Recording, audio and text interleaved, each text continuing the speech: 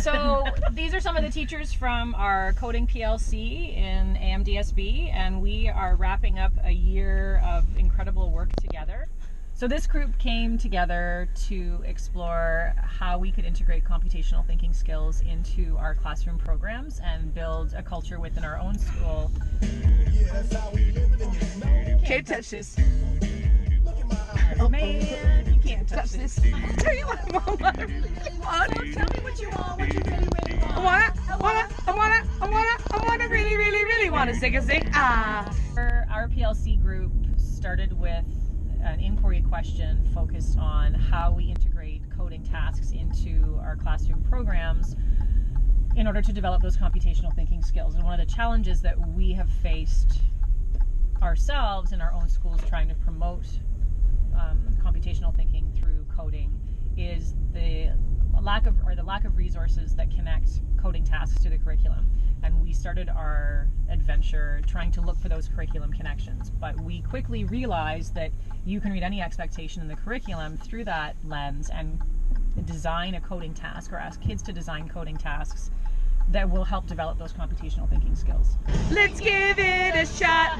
Oh, we're halfway there. Whoa, living on a prayer. Today, for me, the big takeaway was everyone has different devices and different entry points in their comfort level. So we needed to put together entry points for the teachers with students at different ability levels where they're going to be comfortable. You could have a grade 3 student who is coding complex algorithms, but you could have a grade 8 student who's never touched coding before and needs to start with understanding the basics. They can access support and help from their peers rather than just their teacher, but because we are not the experts in the room. Chris? Hey, Chris. I tell you, this Hyundai has a very spacious trunk. Do your dance, do your dance, do your dance. Mama, come on, baby, tell me what's the word up. So I particularly liked, as we were putting together lessons, sitting with someone who was at a different skill level, and you came at it with a different lens, so you knew how a teacher just starting out would feel.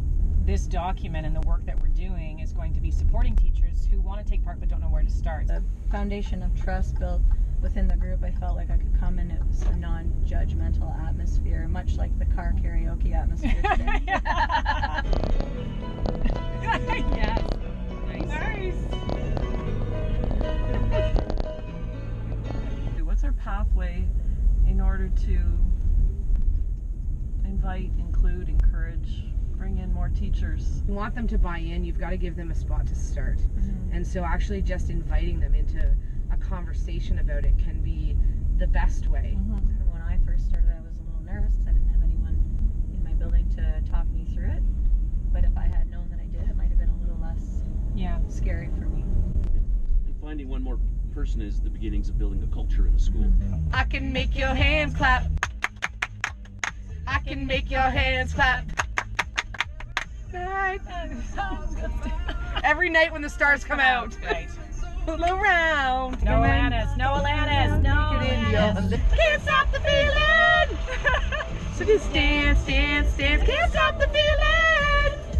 You live, you learn, you love, you learn. So having created a resource that showcases a continuum of learning that teaches computer science skills, programming skills, connects to 21st century competencies and learning skills, as well as provides lesson examples and activities. What now do we do with this resource, and how do we roll it out to further learning in our own schools and in our system as a whole? Creating something that's adaptable based on the variety of hardware that the teachers in our board will have is going to be very important possible. Right. Well, and we talked a lot about the value in starting with unplugged activities. So the question of hardware isn't an issue anymore. If we can at least start there and work with kids, working through the process and the language and developing those communication and collaboration skills. Then you build the community, and then they can go out and share and explore too. Rock right now. I'm real bass and I get to get down. I'm not internationally known, but I'm known to rock the microphone. service for the kids. But coding is also something that anybody can do. Students learn code so that they can code to learn. I wanna see you out that door, baby, bye, bye, bye. Here's a story from Jeepers, could you go gone down a bumpier road here? Careful with the new car, don't scratch her. Oh my gosh, you sure got me driving? Not really, but yeah.